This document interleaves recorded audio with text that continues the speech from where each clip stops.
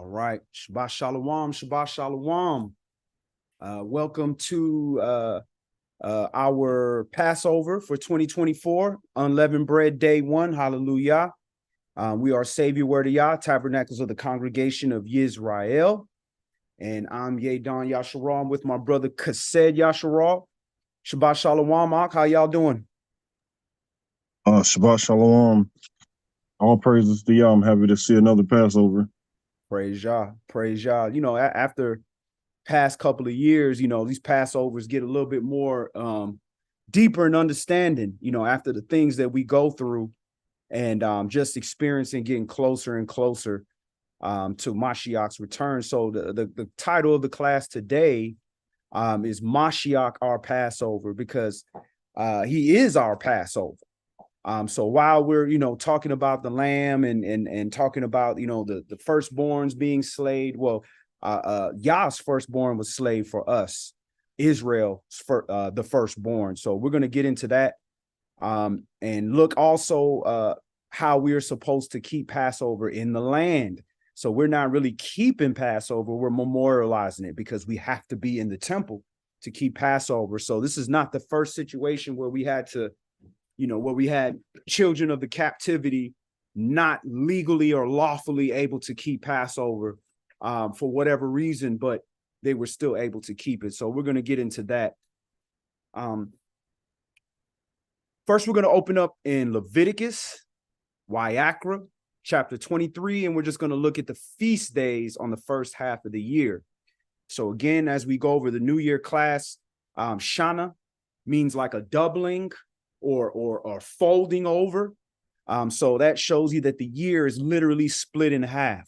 And the holy days is the framework that is identical to that. We're split in half. So we're starting the first half of the year, holy days. And then as you get into the seventh month, going into the second half of the year, that's when you have the second set. So we're just going to go over the first set. So we're going to open up in Wayakra, Leviticus, chapter 23. And we're going to read 1 through 22.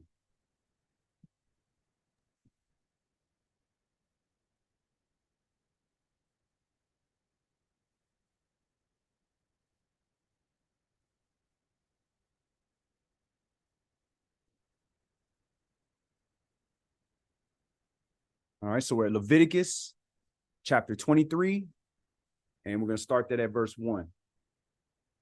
All right. I was waiting for the screen, but okay, that means there's a lag. Oh, is it? Okay, Yeah. We'll see. All right, Leviticus 23 and verse 1.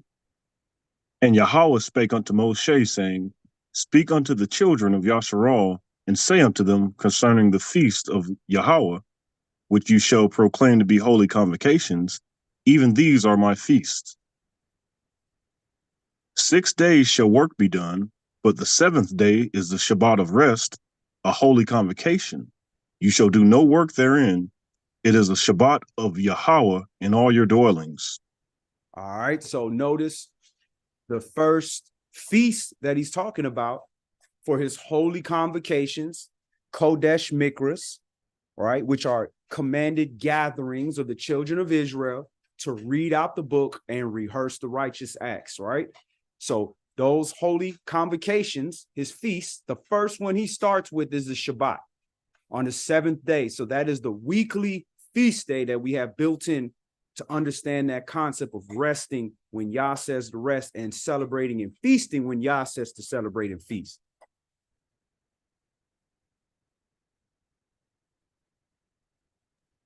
Verse 4. These are the feast of Yahweh, even holy convocations, which you shall proclaim in their seasons. In the 14th day of the month, of the first month, at even, is Yahweh's Passover. All right, Peace so out. we got to definitely break that down because it says at even. So let's go ahead and look at the Hebrew real quick so that we don't get confused, because then for many years, a lot of people were keeping Passover on the 14th day, on the actual 14th day, not in between evens. So they're eating unleavened bread on the 14th day. It hasn't even turned the 15th day. And that's because of the English right here. It sounds like you're supposed to keep and eat your Passover on the 14th day and on the 15th days unleavened bread like it's different. So when you look here for at, that word at in Hebrew is bane. H996, bane. And that's contracted form of otherwise used noun, a distinction, but used only as a preposition. That means it's like a preposition is like above, before, something like that nature. So in this case, it's between evenings. So between evenings would mean as the 14th is ending and the evening of the 15th is beginning, that's when you keep it. So the Passover, if we go back to Exodus chapter 12, the Passover would have been killed on the 14th day. Then at nightfall of the 15th is when you would actually eat that Passover. And you had to eat it that night. And that's why you had to eat it in haste, because everything had to be gone before the morning of the 15th. Tamshi? Verse 5. In the 14th day of the first month at even is Yahweh's Passover. And on the 15th day of the same month is the feast of unleavened bread unto Yahweh. 7 days you must eat unleavened bread. All right. So on the 15th day, when the sun actually goes down, that's when you actually feast. So the sun has went down and we are actually feasting. We are eating. So now is the feast day of unleavened bread. The 14th day is the preparation day. That's when Mashiach was on the torture stake. He was being tortured on the 14th day. And that's why he had to be buried before their 15th day, because then would come unleavened bread when you actually feast. And that is a Sabbathon. Verse 7. In the first day you shall have a holy convocation. You shall do no servile work therein. But you shall offer an offering made by fire unto Yahweh 7 days. In the 7th day is a holy convocation. You shall do no servile work therein. Praise Yah. So today is the first day of unleavened bread, matzah, which is when we eat the Passover feast. And that means all day tonight and all day tomorrow is a Sabbathon. So we're supposed to have Wednesdays off if you work during the day for Passover, because it is our celebration. It's our feast day, just like they got Cinco de Mayo and Christmas and Easter and all these other celebrations. These are the days that Yah commanded us to celebrate. And it's no coincidence that their Easter is right behind us. They tagging it right along where we're at. All right, because who would know the dates better than the people who killed them? They know the dates. They know that there's no reason. It's not a coincidence they right up behind us. All right, keep going. Verse 9. And Yahweh spake unto Moshe, saying, Speak unto the children of Yasharal, and say unto them, When you be come into the land which I give unto you, and shall reap the harvest thereof, then you shall bring a sheaf of the first fruits of your harvest unto the priest. All right, so after you've completed your entire week of unleavened bread, just like it read out, the first day and the 7th day, once that is complete, you're supposed to wait until the morrow after the Shabbat. And on the morrow after the Shabbat, that's when you wave it before the priest. So I got ahead of myself. Go ahead, Art. Verse 11. And he shall wave the sheaf before Yahweh to be accepted for you. On the morrow after the Shabbat, the priest shall wave it. All right. So there's importance to that. All these holy days represent something. So the Passover preparation day, that represents Mashiach on the torture stake, being our Passover lamb. Then on the 15th, which is Massa, unleavened bread, Mashiach laid a sinless man in the ground for 3 full days and 3 full nights. So he is fulfilling matzah. And now you have first fruits. After he fulfilled 3 full days and 3 full nights, and he rose up, had that whole week of unleavened bread. Then the Shabbat comes. And then the morrow after the Shabbat, that's when he went before the Father. That's when he ascended up to heaven and he was seen of the Father. And he had made his appearance because he is the first fruits of them that slept. And what's very interesting about our calendar this year is literally the day after we keep first fruits, which is April the 7th, I believe. The next day is, or it's the 6th or the 7th, that Saturday night, right before Monday. The next day after we keep, because that Sunday is our Pentecost. That next day they got that solar eclipse. So it's just funny, like this big sign comes right after our holy days. So that is the first set of holy days right there. And what the Ashkenaz do is they take Feast of First Fruits and they put it on the 16th day. So they have matzah day 1, and on the second day of unleavened bread, they stuff first fruits in there. But scripturally, that doesn't line up. And furthermore, the Dead Sea Scrolls show you that that's not the case. That's not how the holy days were lined up. So they're not making a clear differentiation between the first fruits offering, where you're offering a sheaf, which is a specific weighed amount. There's like half an omer or something like that. And then the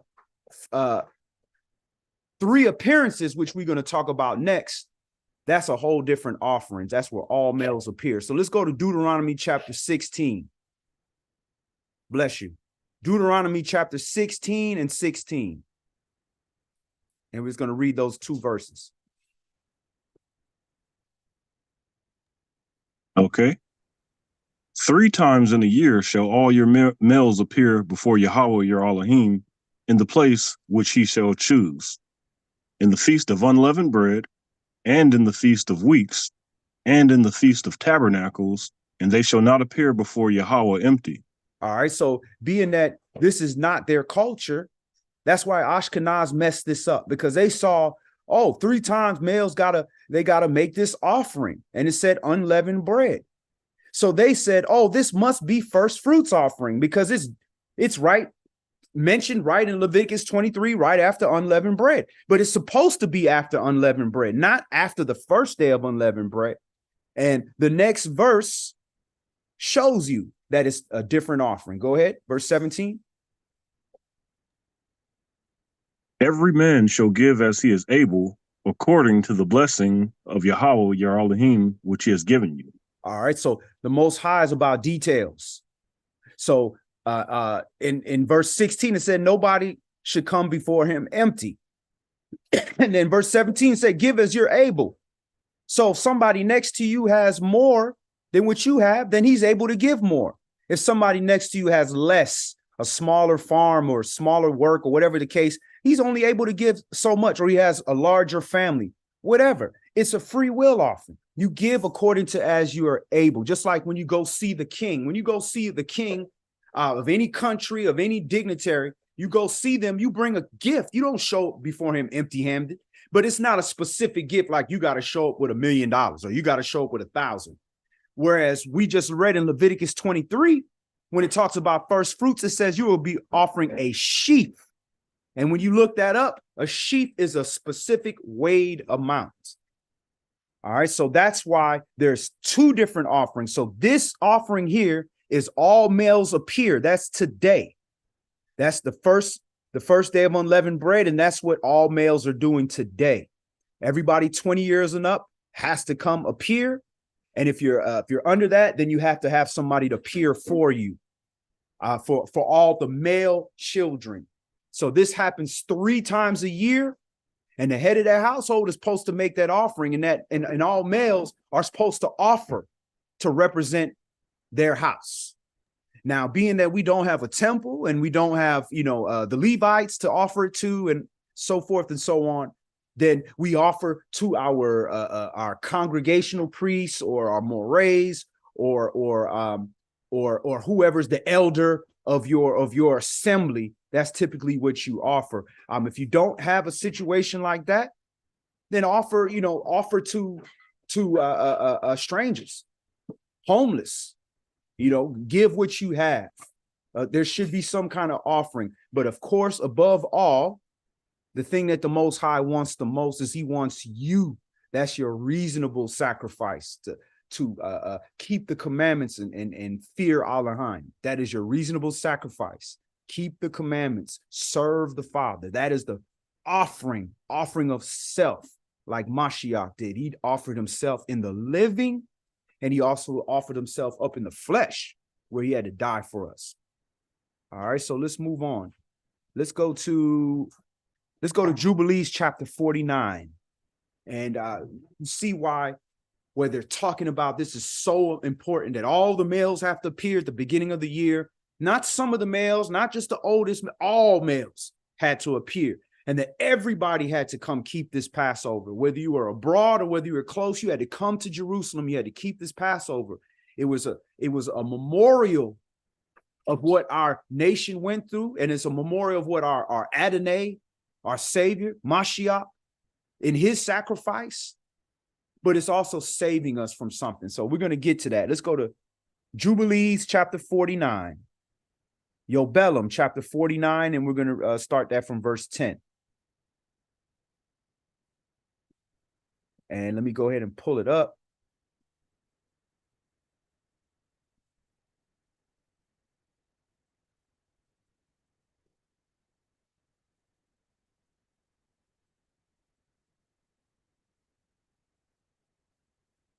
All right, we're going to read verses 10 through 15.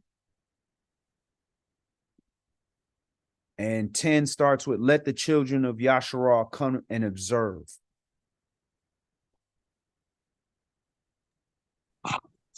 All right. Let the children of Yasharah come and observe the Passover on the day of its fixed time, on the 14th day of the first month, between the evenings, from the third part of the day to the third part of the night, for 2 portions of the day are given to the light, and a third part to the evening. Verse 11. This is that which Yahweh commanded you, that you should observe it between the evenings. So Jubilees makes it very plain. It tells you point blank, between the evenings. And Jubilees is going to go even further in telling you when you got to do the sacrifice, when you got to eat, and even breaks down the order of the day. Tamshi? And it is not permissible to slay it during any period of the light, but during the period bordering on the evening, and let them eat it at the time of the evening until the third part of the night, and whatever is left over of all its flesh from the third part of the night and onwards, let them burn it with fire.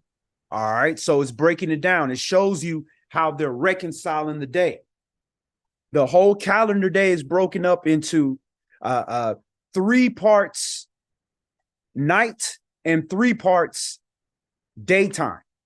So it starts with the night, and you have the first part of the night, second part of the night, and the third part of the night. And then during the daytime, you have the first part of the day, the second part of the day, and the third part of the day is considered not a part of light. So when you get to about 3-4 p.m., that's technically considered evening, because now you're growing towards even when you are right in between the days. So they're telling you you need to go ahead and kill it after 4 p.m. And they're telling you even more specific after 4 p.m. when the sun is down. And when the sun goes down, there's still light out because of refraction. You can still see light. It's not until the stars come up in the sky is when it's actually night and becomes the next day. So it's breaking down how you keep this feast day. And it said the third part of the night, all food has to be done, because after the third part of the night is the first part of the daytime. All right, Tamshi. Verse 13. And they shall not cook it with water, nor shall they eat it raw, but roast on the fire.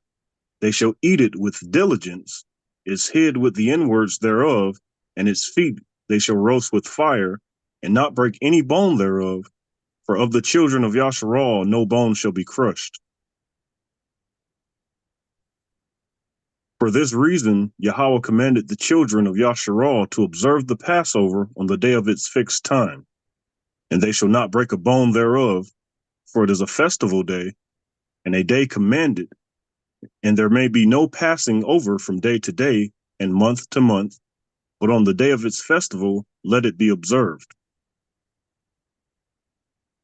And do you command the children of Yasharal to observe the Passover throughout their days, every year, once a year on the day of its fixed time, and it shall come for a memorial well-pleasing before Yahweh, and no plague shall come upon them to slay or to smite in that year in which they celebrate the Passover in its season in every respect according to his command. All right. So you can't just say I showed up. It said in every respect to his command. So we can't do every respect to his command. We're not in that position.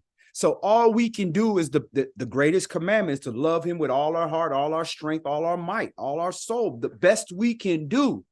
So that's what we do. We memorialize it. We do the best we can do. And it says here, no plague shall come upon them to slay or smite in the year in which we celebrate the Passover. So remember, 2019, 2020, 2021, we kept the Passover against the commands of the government, which basically was threatening by putting people in jail. We still kept it because we understood the importance of that. It says no plague shall come upon you to slay you during that time. And this was the first time where I saw Hebrews actually dying from plagues. I've never seen that before in my over a decade and being in this word. Those type of things usually passed over us. But a lot of people, you know, I'm not saying that's why people died, but some people didn't keep the Passover because they listened to the government. And some of those people might have suffered from the consequences of that. And that's not for me to judge whether that was the case. But I'll tell you what, I don't want it to be the case for me and mine. So we're going to do the best we can to keep the Passover in every respect, lawfully according to the best way that we can, you know, being that Mashiach is our Passover. So this plague should pass over our house and our family. So that's why it's very important for us to keep this Passover. So a lot of people tell you, oh, you know, because you're in captivity, you can't do it. The same thing they try to tell you with the Shabbat. Oh, you're in captivity. You can't keep the Shabbat. Listen, this says in all your dwellings. Now, can we keep all the ceremonial aspects? No, we don't keep all the ceremonial aspects of the animal sacrifices. So even if we wanted to, we're not able to do that right now because we can't follow the law as is prescribed. So what did we do? Just don't do anything? Just live as the Gentiles? No, we did the best we can. So let's go to 1st Esdras, chapter 7. 1st Ezra, chapter 7. And we're going to read 10 through 15. So we're going to go in the Apocrypha. And then we have one more for the conclusion.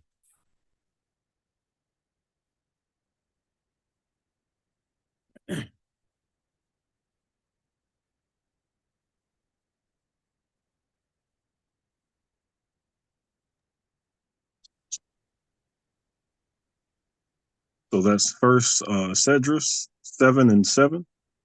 Yeah, hold on. Yep. Get there real quick.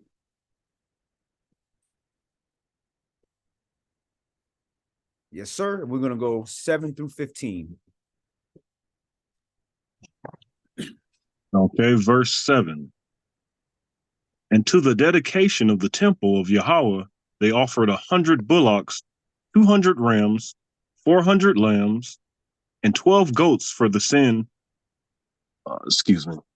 It just clicked off by accident. Uh-oh. Okay, here we go.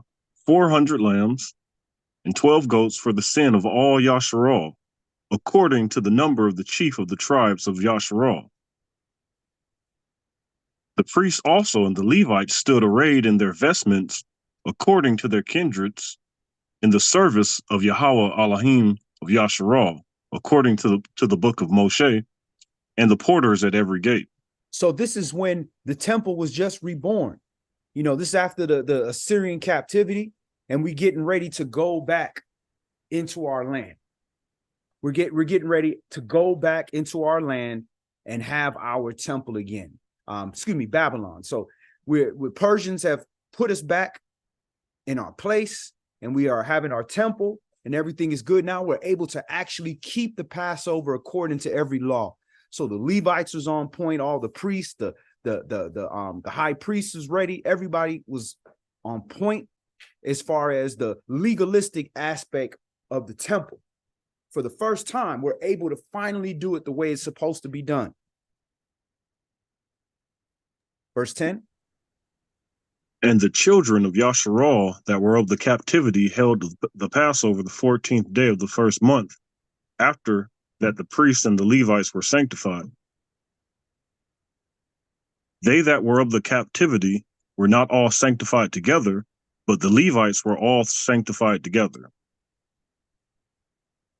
And so they offered the Passover for all them of the captivity, and for their brethren, the priests, and for themselves. All right, so I'm not sure, but it almost looks like they kept it on the 14th.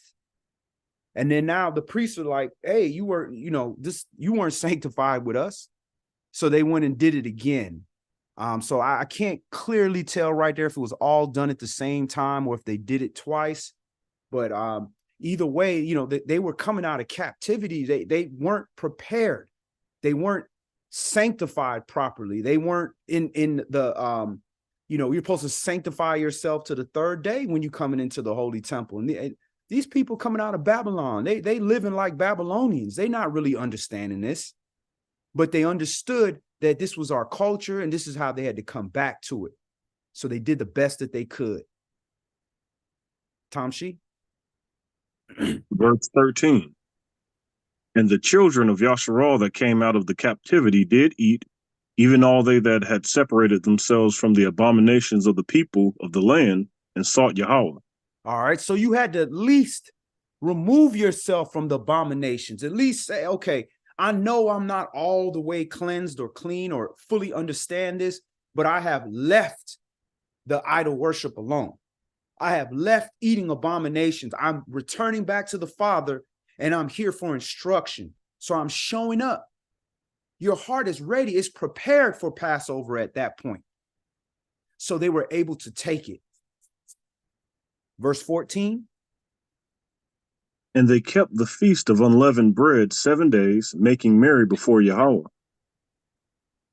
For that he had turned the counsel of the king of Assyria toward them, to strengthen their hands in the works of Yahweh Elohim of Yasharal. Praise Yah.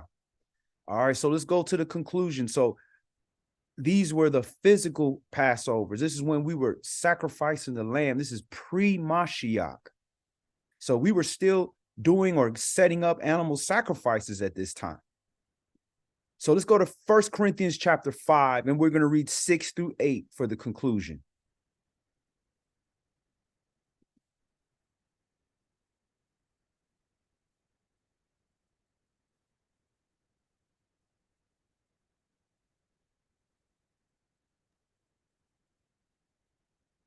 And that was 1 Corinthians 5. Yes, and we're going to read 6 through 8. Okay.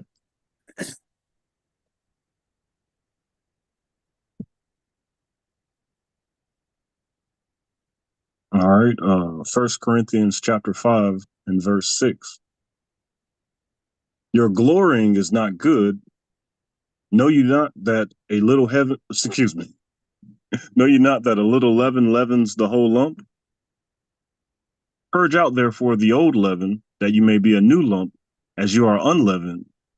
For even Hamashiach, our Passover, is sacrificed for us. Therefore, let us keep the feast, not with the old leaven, neither with the leaven of malice and wickedness, but with the unleavened bread of sincerity and truth. Praise Yah. So again, we have to always remember when we get into this holy day, what is this holy day really about? Is it really about, the firstborns dying in Egypt, the lamb being sacrificed? Or is this about Mashiach fulfilling Pesach, allowing death to pass over us eternally with salvation, versus death passing over you a day out the year or for that year? This is salvation. So Mashiach is our Passover. That's why we don't have to sacrifice a lamb. That's why we don't have to do an animal sacrifice when we sin, because the perfect sacrifice was made. A man who was perfect took that for us so that we could wake up and we could change it. We could keep the get rid of the old leaven and be a new lump. So as we clean our houses, again, the focus wasn't getting rid of all the stains on the wall. Yes, clean your house, get rid of those things. But the focus was to focus on getting the leaven out of you. And every year it gets a little bit harder and harder because some of the same stuff you messing with. And then as you are able to overcome them, you have to dig deeper and start getting to things that are a little bit more uncomfortable to deal with, are a little less than surface level for you to see. So that's the focus every year, is to get rid of that leaven and hopefully keep that leaven out. Now, regular leaven, hey, you want bread after unleavened bread, do your thing. First fruits, you can eat bread. But at the end of the day, during unleavened bread, you don't eat leaven and you're focusing on getting that sin out of you. So that's all we're going to do today. What we're going to do afterwards for those that have not done their appearance, we'll have our appearance. All males appear. We're not doing anything that's super spectacular. What we're doing is we're memorializing the Father. We're preparing ourselves to go before Him, all the males of the children of Yasharah, and make our offering. Like I said, if you're a part of an assembly with a building and a congregation, and you're meeting at a place, then you should offer to your priest or to your moreh or to your elder, whoever is facilitating. If you are on your own and you'd like to make that offering and you have something to offer what you're able to give. You know, give to the homeless, give to people that are needy. Now that should be every day, but you should make your all males appear. And most importantly, all of us, the male of children of Israel, we all belong to Yah. So the most important offering is the offering of self. And you don't offer that which is maimed or blind or this or that. So that's why we work to get all that leaven out, because you are that sacrifice. Because Mashiach was sacrificed. He is the head. You cut the head off, the body dies too. So we all died in that sacrifice and we're reborn with his resurrection. So that's all we're going to do today. I hope everybody enjoys their Pesach. If you have a different day than us, praise Yah. It could be right or it could be wrong. But what's the right thing to do is do the best you can to keep this day to the best of your understanding and to rest and to observe Mashiach's offering.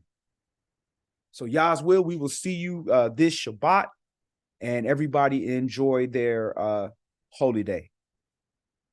Shabbat Shalom.